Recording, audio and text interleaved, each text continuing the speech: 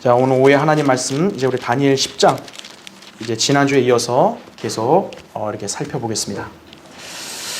자, 이제 다니엘이 20하루 동안 그렇게 애통하면서 금식 기도를 했고 마침내 이제 주님께서 그에게 찾아오신 거죠. 그렇죠? 예. 자, 그래서 오늘 이제 계속 이어서 10장 7절부터 한번 살펴보겠습니다. 자, 거기 7절부터 9절을 먼저 읽겠습니다.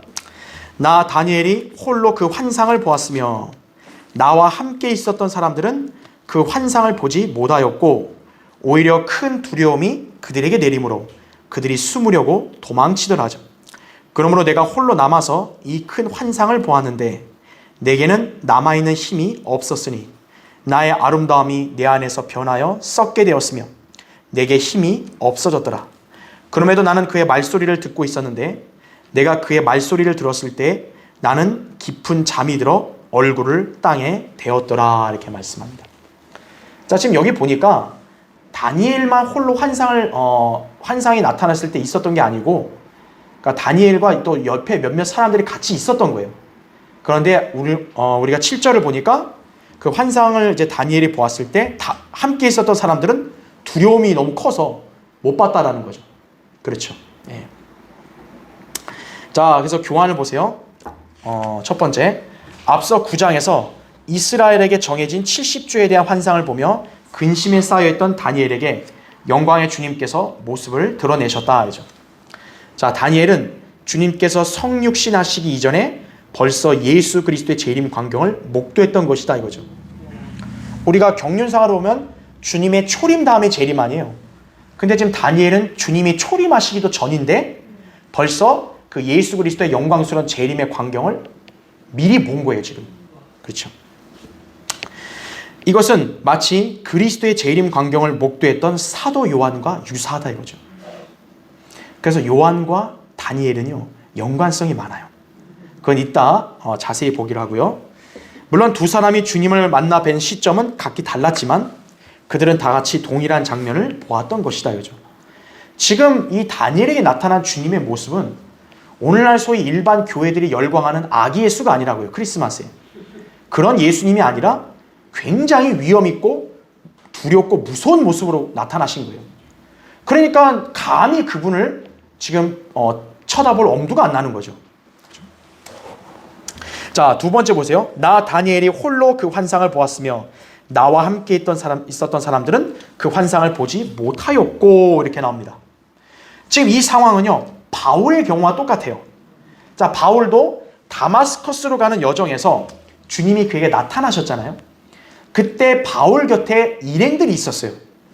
근데 주님께서 이제 바울에게 나타나셨을 때 바울은 주님을 직접 봤고 그분의 음성도 들었고 무엇인지 다 알아들었죠. 그런데 그 일행들은 주님의 음성은 들었으나 아무도 보지 못한 채 그냥 서 있기만 했다라는 거죠. 그 사도행전 9장 5절부터 7절에 보면 정확하게 나온다 이거죠. 그러니까 진짜 이 영광스러운 예수님을 직접 볼 때 정말로 이렇게 하나님의 사람에게만 보이시는 거고요. 하나님의 사람이 아닌 사람들은 못 보는 거예요. 그러니까 강력한 빛으로밖에 안 보이는 거죠. 그리고 그분의 음성도 못 알아듣는 거예요. 자, 예수님께서도 그렇죠. 그분의 양들만이 목자의 음성을 알아듣는다 그랬잖아요. 성도들은 하나님의 음성을 명백하게 알아들을 수 있는데 구원받지 않은 사람들은 하나님의 음성을 못 알아들어요. 그냥 단순한 천둥 소리, 그냥 무서운 소리로밖에 인식을 못 한다고요. 지금 다니엘이 있을 때도 다니엘은 그 주님을 명백히 봤고 환상도 봤지만 그 옆에 있었던 사람들은 못 봤다는 거죠. 그러니까 다니엘의 상황과 지금 바울의 상황이 똑같은 건 뭐예요? 바로 그 영광스러운 주님의 임재를 보는 상황에서 일어났던 것이다 이거죠. 예. 자, 그래서 바울은 주님의 음성을 들었을 뿐만 아니라 그분의 모습까지도 보았잖아요. 네. 다니엘도 그랬다 이거죠. 자, 세 번째 보세요. 그러므로 내가 홀로 남아서 이 큰 환상을 보았는데 이렇게 나옵니다. 자, 지금 이 다니엘은요, 어떻게 보면 체험을 한 거죠. 실제로 예수 그리스도를 보고 만난 체험을 한 거예요. 자, 다니엘도 그랬고 또 신약에 보면 사도 바울도 다마스커스에서 예수 그리스도를 직접 만났잖아요. 자, 어떻게 보면 그들은 환상 중에 주님을 만난 체험을 한 거죠. 이거를 갖고 소위 오늘날 은사주의자들이 그런 신비로운 체험, 영적 체험을 갖다 운운하는 게 바로 여기서 그런 거예요. 다니엘한테도 주님이 나타나지 않았냐 이거예요. 바울에게도 나타나지, 심지어는 사도 바울에게도 나타나지 않았냐 이거예요. 사도 바울을 통해서 교회 시대 교리를 정립시켰으니까 이 교회 시대에도 주님이 그렇게 나타나는 거 아니냐, 그렇게 착각을 한다라는 거죠. 우리가 기억해야 될 것은 그런 영적 체험은 이 시대에 일어나는 게 아니라는 걸 아셔야 돼요. 지금 이거는 특별한 케이스인 거예요. 자, 거기 보세요. 괄호 1번. 오늘날 소위 영적 체험이라는 개념을 통해 하나님을 어떤 환상이나 환청 등으로 만날 수 있다고 여기는 은사주의자들이 많다 이거죠. 그래서 그 사람들은요, 다 자기들 나름대로 간증이라는 걸 하는데, 내가 갑자기 뭐 위에서 환상을 보니까 이상한 뭐 소년이 나타나고 뭐 이상한 소리 하는 사람 많아요. 그게 자기가 보니까 예수님이었다고 막 그런 소리 한다고요. 제가 그런 사람을 한번 만났어요. 예전에 한번 양양에서요. 그 사람은 환상을 봤다는 거예요. 근데 주님은 그렇게 해서 이 시대 죄인들에게 나타나는 게 아니거든요. 자, 그러면 분명히 자기가 뭔가 영적으로 본 게 있다 이거예요. 그러면 그걸 어떻게 설명해야 되냐라고 하면 우리는 이렇게 답을 해주면 되는 거예요. 영적 세계에는 하나님의 영만 있는 게 아니죠. 바로 뭐 됐어요? 마귀의 영도 있다는 것을 우리가 알아야 한다는 것이죠. 그래서 성경은 우리에게 요한일서 4장 1절에 이렇게 말씀하죠. 모든 영을 다 믿지 말고 그 영들이 하나님께 속하였는지 시험하라고 이렇게 말씀한 거예요. 당신은 왜 방언을 합니까? 갑자기 내가 무아지경에 빠졌는데 환상에서 어떤 영이 막 나의 입을 딱 터치가지고 이렇게 나왔다, 그런 헛소리 하는 사람 많다니까요. 그 자기들도 영을 얘기하잖아요. 근데 그 영을 다 믿지 말고 하나님께 속했는지를 시험하라 그런 거예요. 그러니까 그리스도인은 시험하고 분별해야 돼요. 이게 성령님이 일하신 건지 아니면 악령이 일한 건지를 분별할 수 있어야 되는 거예요. 그래서 영적 분별력이 있어야 돼요. 그리스도인이 영적 분별력이 없으면 마귀가 한 것을 성령님이 한 걸로 그렇게 오해하는 거예요. 그러니까 수많은 교인들이 다 거기서 속아 넘어가는 거예요. 왜냐하면 이거는 물리적으로 설명할 수 있는 게 아니니까 뭔가 영적인 영역이니 이건 하나님이 하셨다, 무조건 이렇게 갖다 붙이는 거예요. 그건 아니라고요. 영적인 영역에서는 하나님만이 아니라 마귀도 그런 영적 역사를 한다라는 거죠. 그런 거짓 체험, 환상 이런 거를 때로는 갖게 하기도 한다는 거예요. 자, 밑에 보세요. 괄호 2번. 영적 체험이라고 말할 때, 자, 그럼 그 영이 하나님께 속했는지 또 마귀의 영이 역사한지를 분간하려면 어떻게 해야 되냐? 그 체험의 결과를 보면 알아요. 밑에 보세요. 1번. 마귀의 영의 역사로 겪은 체험은 특징이 뭐냐면요, 혼란스러워요. 명확하지가 않아요. 혼란스럽고, 그 다음에 교만이나 시기 혹은 분쟁을 야기해요. 그리고 마음의 의심을 불러일으킨다, 그죠? 무엇에 대한 의심이냐? 하나님 말씀, 기록된 성경에 대한 의심을 불러일으키는 거예요. 성경은 이렇게 기록했는데 내가 환상을 보니까 그게 아니던데 뭐 이런 식으로. 그 다음에 무질서예요. 이 사람들의 이 소위 악령에 의해서 체험을 한 사람들은 무질서하다 이거죠. 예컨대 은사주의자들이 경험하는 체험은 어떻죠? 알지 못하는 방언, 춤추고 막 발광하는 몸짓 하잖아요. 막. 그렇죠? 막 성령님이 나한테 불처럼 뜨겁게 해가지고 내가 이게 춤을 춘다 이거죠. 성령님이 할 일이 없어서 그런 춤을 춰요.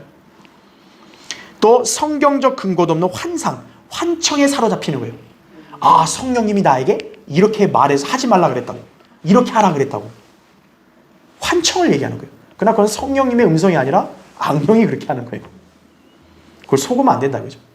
그래서 성령님이 자기한테 그렇게 말했다고 하는데, 근데 그 사람이 하는 그 말한 내용과 행동을 보면 성경적이지 않은 거예요.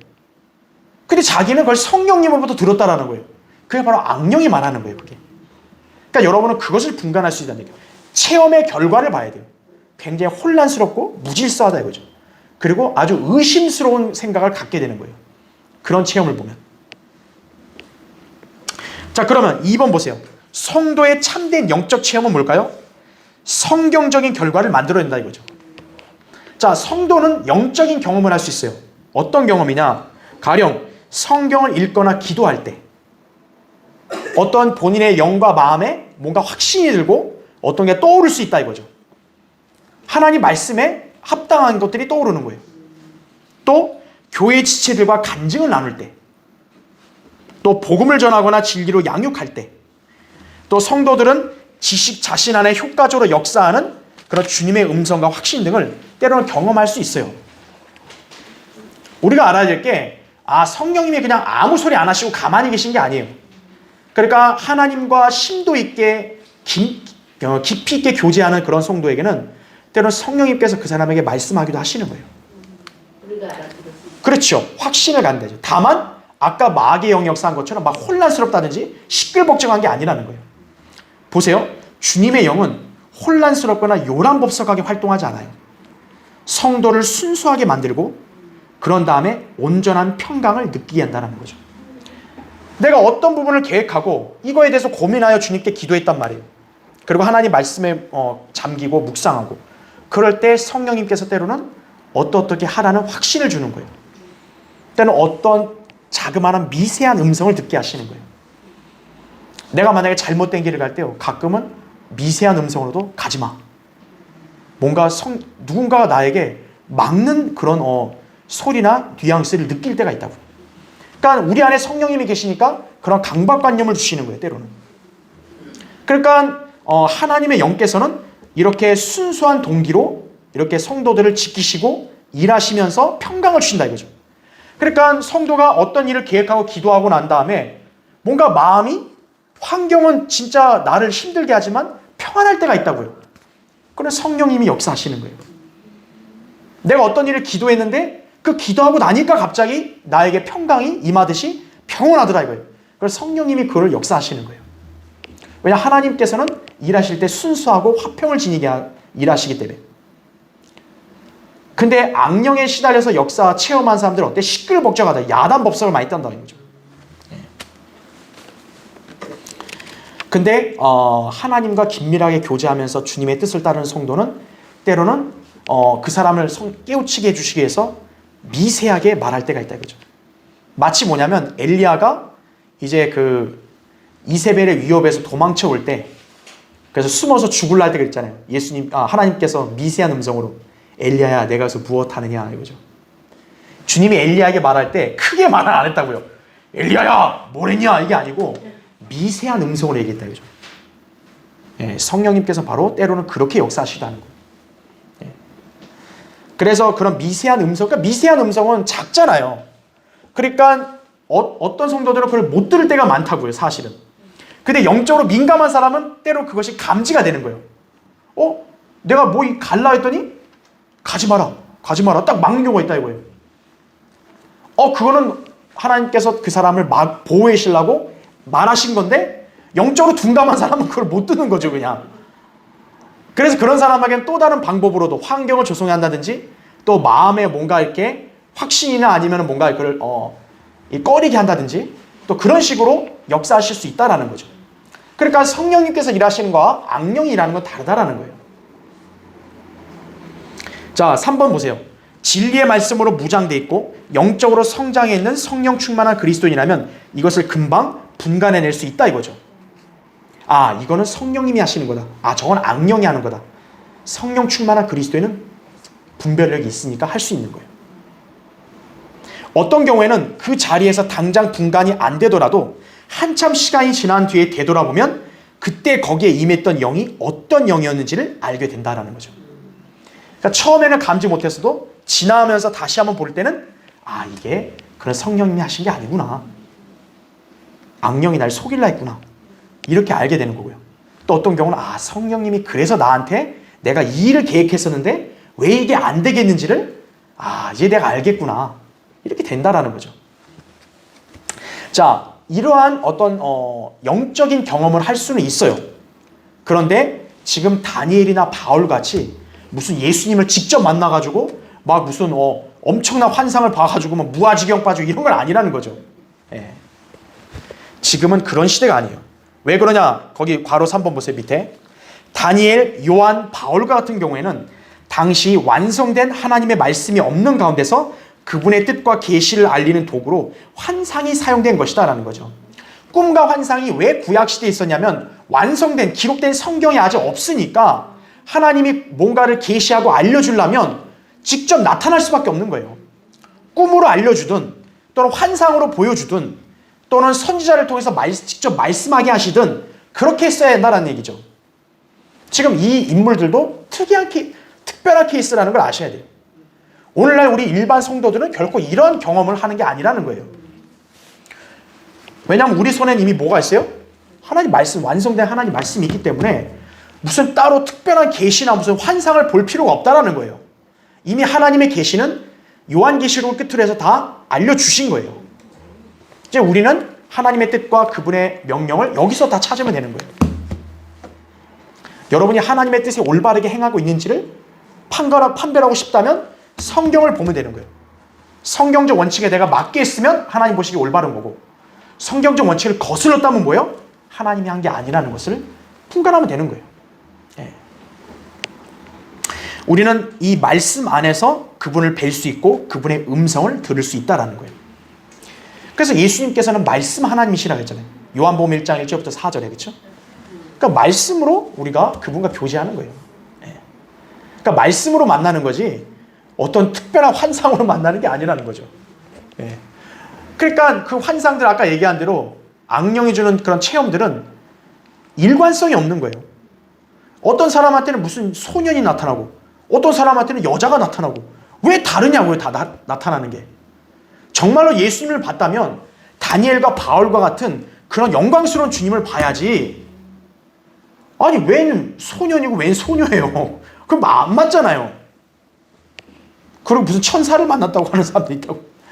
그게 다 뭐냐면 그 은사주의 독소가 이 나라 기독교계를 다 오염시킨 거예요. 그래서 장로교나 감리교 다니는 사람들 중에서도 이런 환상을 간증하는 사람이 있는 거예요. 그러니까 그게 바로 은사주의 독소가 그런 일반 교회들에 다 침투된 거예요. 그러니까 그런 방식으로 마치 신비롭게 하나님을 만나야 되는 것으로 착각하는 거예요. 네. 그러니까 우리는 그것을 구분할 수 있어야 한다는 것이죠. 그렇죠? 네. 그러니까 이 다니엘과 바울에게 일어난 체험은 그 당시에 이 사람들이 하나님께서 특별한 방법으로 계시하신 것뿐이지 이 시대는 다르다라는 거죠. 자, 그렇게 보시면 되고요. 밑에 네 번째 8절에 보니까 이렇게 나오죠. 내게는 남아있는 힘이 없었으니 나의 아름다움이 내 안에서 변하여 썩게 되었으며 내게 힘이 없어졌더라 이거죠. 자, 지금 다니엘이 주님을 직접 만나고 나서 자기 아름다움이 썩게 되었다 그래요. 여기서 이 아름다움이 영어로 컴리니스라고 하는데요. 이게 무슨 뜻이냐면 건강함, 견실함이란 뜻이에요. 그러니까 지금 다니엘은 주님의 영광스러운 모습 앞에서 자신의 이런 아름다움, 소위 건강함, 견실함이 썩게 되고 힘이 없어졌다고 말하는 거예요. 다니엘이란 인물 자체를 보면 얼마나 참 이렇게 고결하고 또 순수해 보이고 얼마나 참 견실해 보이겠어요. 하지만 그런 사람이라 할지라도 하나님 앞에 섰을 때는 뭐예요? 보잘것없다라는 거죠. 주님의 영광스러운 모습 앞에서 인간의 아름다움, 그건 하찮을 뿐이라는 거예요. 그러니까 다니엘이 그렇게 신실하고 온전한 사람이 할지라도 그런 완벽한 주님 앞에 섰을 때는 그의 아름다움은 보잘것없다라는 거예요. 이거는 모든 인간 다 마찬가지죠. 우리 중에서 아무리 고결하고 고귀한 사람이라 할지라도 하나님 앞에 서면 다 형편없는 것이에요. 그걸 우리가 기억을 또 해야 합니다. 자, 다섯 번째. 다니엘은 주님의 영광스러운 모습을 대하고 힘이 빠졌다 이거죠. 이것은 그가 건강을 잃고 기진한 가운데 혼수 상태에 빠져 있어 생명이 위태로운 상태라는 걸 말하는 게 아니에요. 왜냐하면 9절에 보니까 여전히 그의 말소리를 들을 수 있었어요. 거기 9절 보니까 그럼에도 나는 그의 말소리를 듣고 있었는데 라고 했단 말이죠. 그러니까 의식은 또렷이 있던 거예요. 주님 말씀을 명료하게 듣고 있었던 상태예요. 그러니까 다니엘이 마치 무슨 죽음의 위협에 놓이고 그게 아니라 다만 이제 하나님의 그 영광스러운 모습 앞에 자기의 힘이 빠진 거죠. 감히 자기를 내세울 수 없는 그런 상태에 갔다는 거죠. 그러니까 힘이 없고 진짜 하나님 앞에서 설 기운조차 없을 정도로 두렵다라는 거죠. 그러나 그럼에도 하나님의 말소리는 들을 수 있다는 거죠. 그렇게 보시면 됩니다. 자, 10절부터 12절 보겠습니다. 그런데 보라, 한 손이 나를 어루만져 내 무릎과 손바닥으로 나를 세우고 내게 말하기를, 오 큰 사랑을 받은 사람 다니엘아, 내가 내게 하는 말들을 깨닫고 똑바로 일어서라. 내가 지금 내게 보냄을 받았느니라 하더라 하죠. 그가 내게 이 말을 했을 때 내가 떨며 일어섰더라. 그때 그가 내게 말하기를, 다니엘아 두려워 말라. 내가 깨닫고 내 하나님 앞에 스스로 겸손하기로 마음을 정한 첫날부터 내 말이 들린 바 되었기에 내가 내 말들로 인하여 왔느니라. 이렇게 말씀합니다. 자, 이제 교환을 보세요. 첫 번째, 다니엘은 지금 주님 앞에서 마치 잠이 든 것처럼 되어서 얼굴을 땅에 대고 쭉 뻗어 있었다는 거죠. 그러니까 완전히 납작 엎드려진 상태예요. 그런데 지금 한 손이, 그러니까 주님의 손이겠죠. 그 한 손이 나를 어루만졌다. 다니엘을 어루만져서 다니엘의 무릎과 손바닥으로 다니엘을 세웠다라는 거죠. 그러니까 지금 다니엘은 실제적으로 이 체험을 한 거예요. 자기가 기진맥진하고 쓰러져 있는, 진짜 엎드려진 상태에 있는데 한 손이 자기를 일으켰다라는 거죠. 무릎과 손바닥으로 자기를 세워주었다는 거죠. 얼마나 힘이 될까요, 그게? 그렇죠? 놀라운 영적 체험이었겠죠. 자기 자신의 힘이 아니라 주님의 한 손이 그를 일으켜 세운 거예요. 자, 그러면서 주님이 어떻게 이 다니엘을 위로하냐면, 두 번째 보세요. 오 큰 사랑을 받은 사람 다니엘아, 이렇게 말합니다. 자, 우리가 앞서 9장에서도 그 천사가 다니엘을 향해서 이렇게 얘기했죠. 내가 사랑을 받았다 그랬죠. 사랑을 받은 사람이다. 그러니까 구약에서 하나님의 사랑을 받은 사람으로 이렇게 지칭되는 인물이 다니엘이에요, 지금. 다니엘은 큰 사랑을, 그냥 사랑이 아니라 뭐요? 큰 사랑을 받은 사람이었다 이거죠. 자, 근데 신약에도 역시 있어요. 신약에서도 다니엘처럼 사랑을 받은 사람이 있습니다. 바로 사도 요한이에요. 그 밑에 보세요. 괄호 1번. 성경은 사도 요한을 일컬어서 예수께서 사랑하시던 자라고 말합니다. 요한복음 13장 23절에. 여러분, 이게 얼마나 영광스러운 칭호예요? 12제자들이 있는데 그 중에 요한만을 가리켜서 예수께서 사랑하시던 제자. 아니, 예수님이 뭐 다른 제자들을 안 사랑하셨나요? 사랑하셨죠. 근데 그 중에서 특별히 요한을 향해서는 예수께서 사랑하시던 제자 이거죠. 예수님의 사랑을 누구보다 더 절실하게 깨닫고 안 사람이죠. 그러니까 자기를 그렇게 성경으로 쓸 때 자기를 표현할 때 뭐라고 한 거예요? 요한이라는 이름을 안 내세우고 예수께서 사랑하시던 제자. 자기를 이렇게 표현하죠. 또 요한복음 19장 26절에도 사랑하는 제자라고 칭한다 이거죠. 요한은 최후의 만찬 석상에서 예수의 품에 기대어 있었죠. 다른 제자들은 어때요? 예수님이 너희 중에 하나가 나를 배반한다 했더니 아유 그게 납니까? 아유 그게 납니까? 불안해가지고 막 그냥 안절부절 못하는데, 요한은 그 예수님의 품에 싹 친근하게 기대서 그가 누굽니까? 이렇게 얘기한 거죠. 친근하죠. 너무나 사랑관계가 너무 확실해 보이죠. 또 십자가에서 숨을 거두시기 전에 그 예수님의 그 십자가의 죽음까지 따라왔던 게 여인들이고 그 다음에 사도 요한이죠. 그때 예수님께서는 그분의 모친 마리아를 요한에게 당부하셨어요. 요한복음 19장 26, 27절에.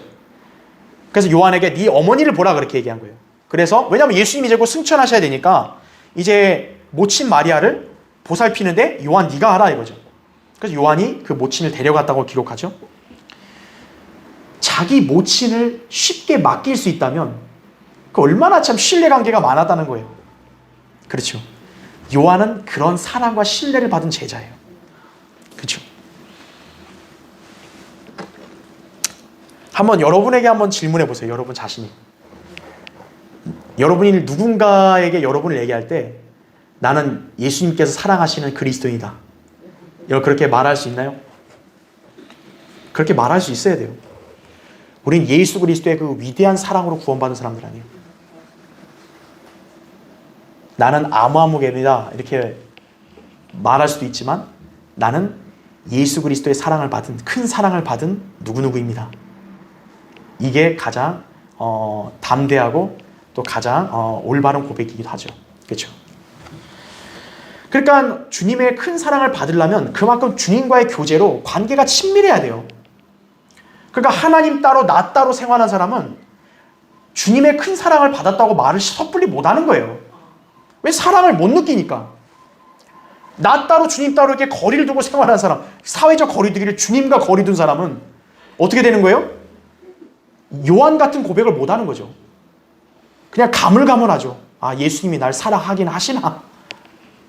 그렇게밖에 말 못하는 거죠. 그러한 제자가 돼서는 안 된다는 거죠. 요한처럼 예수께서 사랑하시던 성도, 이게 돼야 된다는 거예요. 그렇죠? 자, 괄호 2번 보세요. 지금 주님께서는 다니엘을 일컬어 큰 사랑을 받은 사람이라고 부르신다 이거죠. 다니엘은 영광 중에 계신 하늘의 주님께로부터 사랑을 받았어요. 그런 면에서 지금 다니엘과 요한은 매우 연관성 있는 인물들이다라는 거죠. 자, 그래서 여기 간단히 보면 지금 다니엘과 요한을 비교해 볼 때 둘 다 똑같이 뭐예요? 다니엘은 큰 사랑을 받은 사람.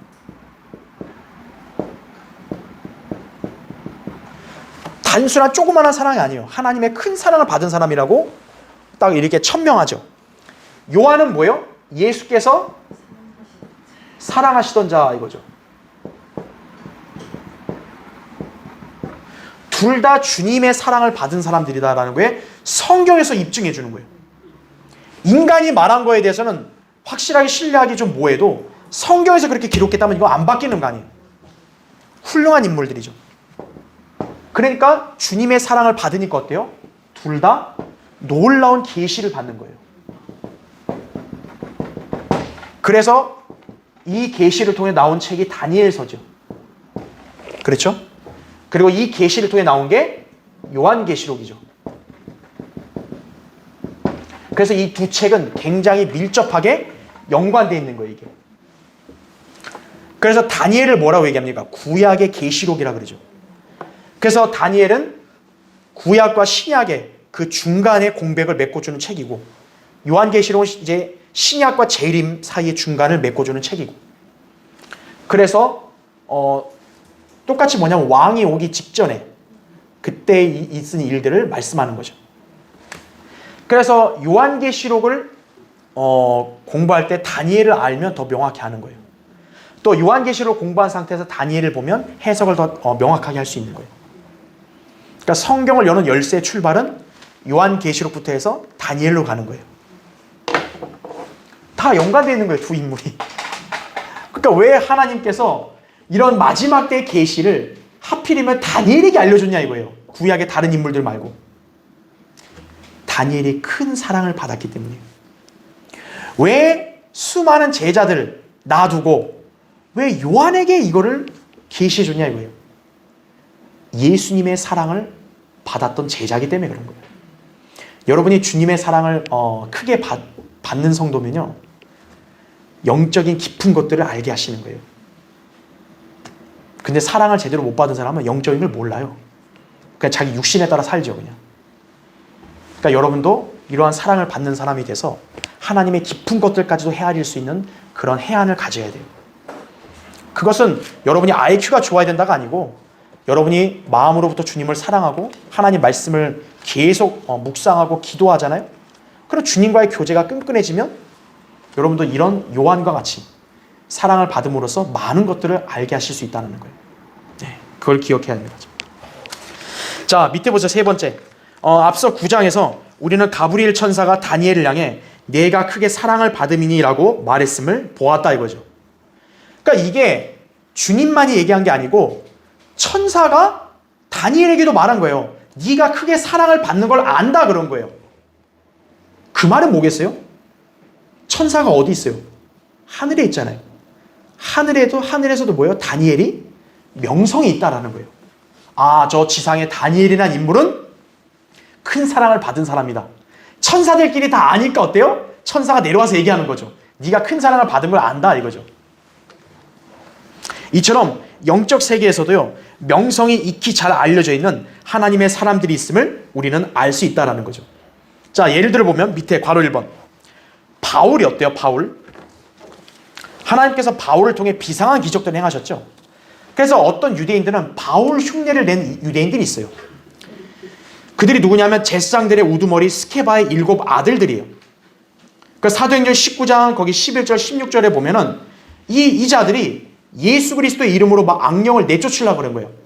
그러니까 악령이 오히려 되묻는 거예요. 야, 내가 예수도 알고 바울도 아는데 넌 누구냐 이거 대체. 네가 뭔데 나한테 명령이야? 그 결과 어떻게 하죠? 이 악령들의 사람이 이 제사장들을 막 위에 올라가서 짓밟아 버리고 이 사람들은 신나게 밟혀가지고 도망갔죠. 그냥 바로 자기가 예수의 이름으로 악령을 내쫓아야 되니까 뭐야. 악령이 야, 내가 예수도 알고 바울도 아는데 너 누구야 대체? 그러니까 형편없는 사람은 영적 세계에서 우습게 보는 거예요. 너 뭔데 너? 그렇죠? 자, 악령 들린 사람이 바울을 안다 그래요.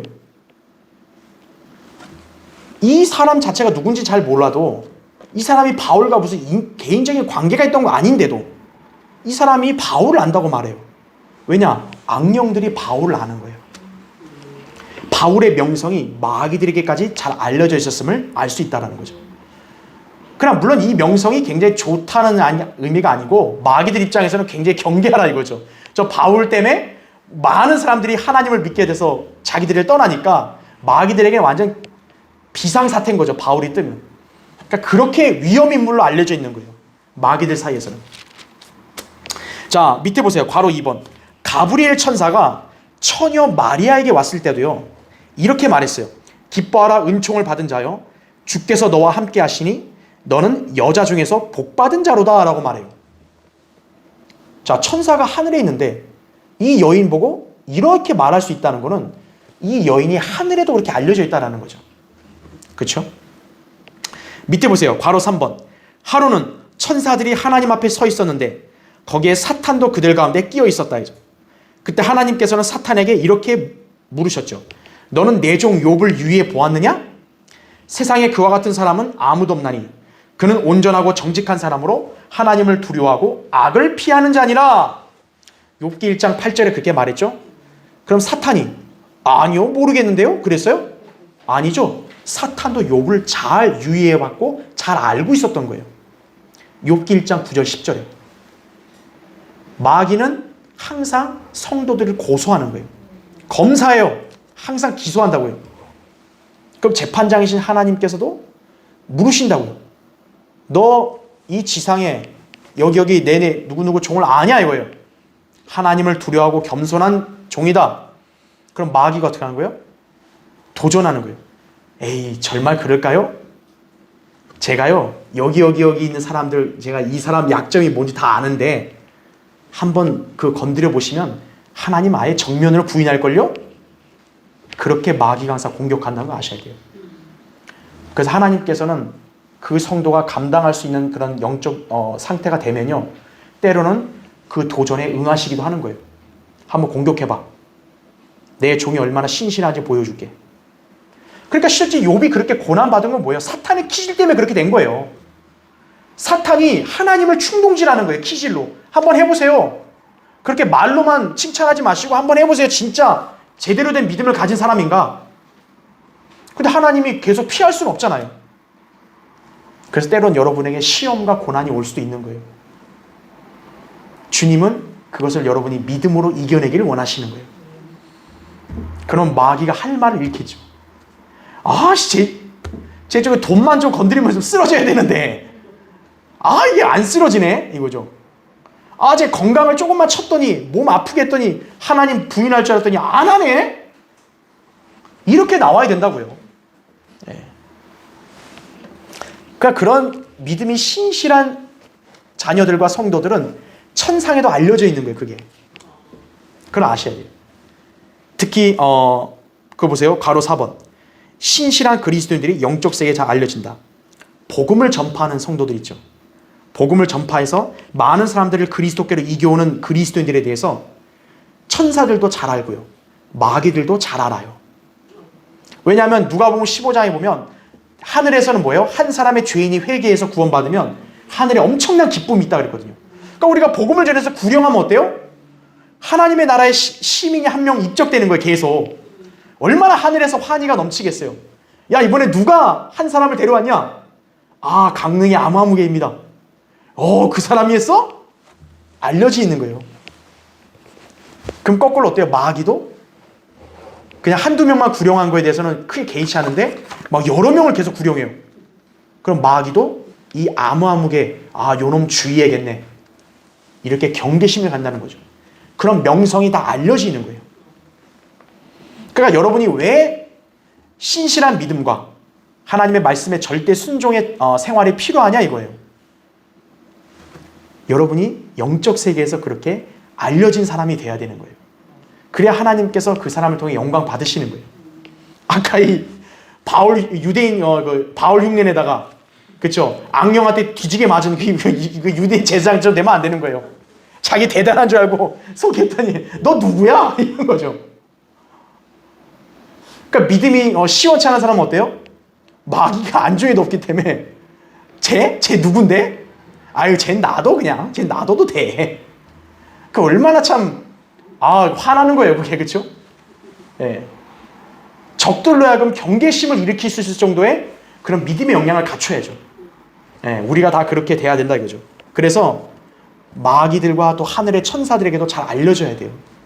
강릉 성경 침략에 누구누구 그 자녀 잘하던데 하나님 말씀에 잘 따라 섬기고 복음 전하고 찬양하고 그러던데 기도를 통해서도 응답받아 영광 돌리던데, 그런 간증이 하늘의 성도들에게도 알려져 있는 거예요.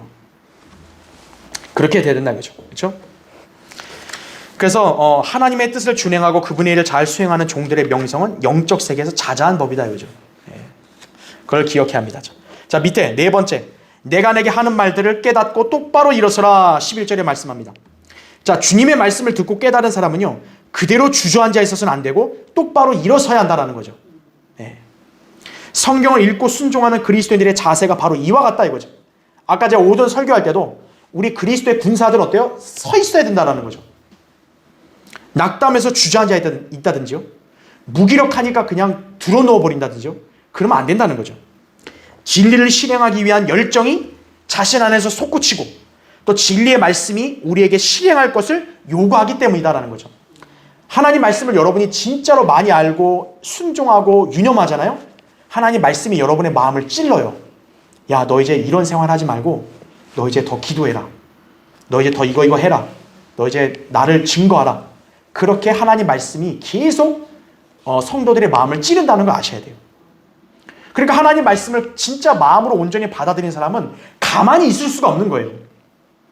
그 마음속에서 이 말씀이 자꾸 살아서 꿈틀거리고 역사하는 거예요. 반면에 하나님 말씀을 믿지도 않고 그냥 듣는 둥 마는 둥 하는 사람들 어때요? 계속 들어봐도 그냥 반응도 없는 거예요. 그냥 알겠어요, 빨리빨리 헌금 내고 집에 갈게요, 이러는 거죠. 일반 교인들이 바로 그러는 거죠. 진리를 수호하는 성도들, 가만히 주저앉아서 그냥 있으면 안 돼요. 똑바로 서서 그 믿음의 입장을 굳게 붙들어야 된다 그죠. 자, 밑에 다섯 번째, 내가 지금 내게 보냄을 받았느니라 11절에 그러죠. 자, 여기서 내가에 해당하는 분이 예수 그리스도예요. 참 의아하죠. 지금 예수 그리스도께서는 그분 자신이 보냄을 받았다고 말합니다. 아니, 그분 자체가 하나님이신데 누가 보내야 되냐? 지금 여기서는 주님께서는 천사로 나타나신 거죠. 주의 천사로 나타나신 거기 때문에 단순한 메신저가 아니라 하나님 자신의 현현이시다라는 거죠. 그러니까 주님의 현현이지만 천사의 관점으로 볼 때는 보내심을 받은 거죠. 그래서 다니엘에게 이거를 전하라고 보내심을 받은 거죠. 예수 그리스도는 구약에서 주의 천사시죠. 그러니까 천사의 개념으로 본다면 보냄을 받았다라고 쓰일 수 있다라는 거죠. 갈라디아서 4장 14절, 사도행전 27장 23절에 예수님은 천사시다라는 거죠. 주의 천사. 자, 밑에 여섯 번째, 그가 내게 이 말을 했을 때 내가 떨며 일어섰더라 이거죠. 여러분, 여기서 하나님 말씀에 떤다는 게 단순한 공포가 아니에요. 그게 아니고 하나님을 두려워할 줄 아는 사람이 이 존엄하신 하나님 앞에 설 때 나타나는 자연스러운 현상이에요. 하나님 말씀을요, 멸시 안 한다는 거죠. 가볍게 안 여긴다는 거죠. 하나님 말씀을 존중하는 거죠. 그리고 이 말씀을 존중하고 자기가 그대로 순종하려고 하는 사람이 바로 참된 성도예요. 그러니까 그 성도는 하나님과 그분의 말씀 앞에 섰을 때 항상 자신을 조심한다는 거죠. 예. 하나님을 만난다고 하는 자리에 갔는데 마치 그걸 단순하게 생각하고 가볍게 생각한다면 그 사람은 하나님을 두려워하는 게 아니죠. 하나님을 두려워하는 성도라면 진짜로 그분을 만난다는 생각을 한다면 자기가 육신적인 모습을 함부로 보일 수 없죠. 두려움과 떨림으로 하나님을 맞이해야 되는 거죠. 자, 마지막 7번째. 내가 깨닫고 내 하나님 앞에 스스로 겸손하기로 마음을 정한 첫날부터 이렇게 얘기합니다. 지금 다니엘의 기도가 지난주에도 제가 얘기했지만 20하루가 지날 때까지 기도한 거예요. 그리고 주님이 나타나셨단 말이죠. 그러면 다니엘의 기도를 주님은 며칠부터 들으셨냐 이거예요. 아니 21일 동안 지체가 됐는데 그리고 주님은 며칠 전부터 들으셨습니까 이거예요. 주님은 며칠 전이 아니라 언제예요?